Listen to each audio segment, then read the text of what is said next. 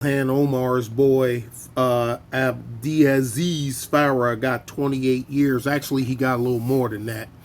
And a lot of that money went to Kenya, and they already said they know they ain't getting that back. But anyway, let's go ahead and play this. Tonight, we've got new information for you about massive fraud in the Feeding Our Future investigation. One of the ringleaders is going to prison for nearly 30 years. Investigative reporter Eric Rasmussen was in federal court today where prosecutors hoped to send a message.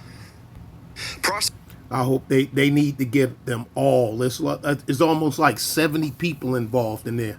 There's one thing they all have in common. There's one thing they're all have in common. Now look at his name, and you look at his face, and you'll figure it out without me even saying it. Prosecutors are calling for a, quote, condemnation of government fraud, not just in this case, but also for so many others throughout Minnesota. 28 years for Adbiaziz Farah, now one of the longest prison sentences for white-collar crime in the state's history.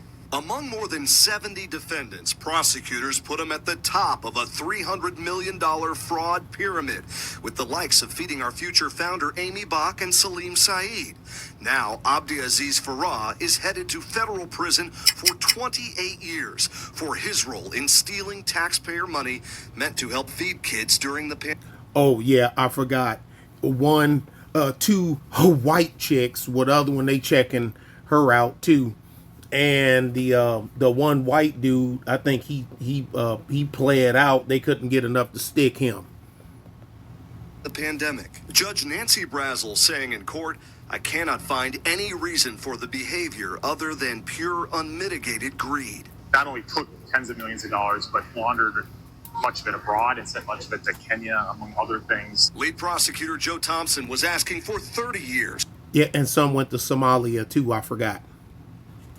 Calling it the kind of nightmare in Minnesota where he recently told 5 Eyewitness News government fraud overall could exceed $1 billion. Does a sentence like this one get you any closer to recovering more money for taxpayers? Well, it speeds it up. Now that he's been sentenced, we can actually execute on that forfeiture and sell that property off and return it to the taxpayers. With his family in the gallery at the federal courthouse in Minneapolis, Farah said, I want to apologize to the state and the country that has given me so much.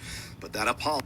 That's bull crap. They don't give a shit about the United States. Never have, never will. They never will assimilate, just like them other folks will never assimilate. Assimilation is not part of their game. Conquest is what they're after, not assimilation. Apology focused largely on his admitted attempt to bribe a juror at the end of his trial last year. The sense I got was he's sorry he got caught. The U.S. Attorney's Office estimates they've been able to get back $60 to $70 million so far, but prosecutors point out that money Farah sent overseas will likely never be recovered. Eric Rasmussen, 5 Eyewitness News. More than a feeling overwhelmed by older Medicare options. Stop. Jail prison is too good for them, and I'll leave it at that.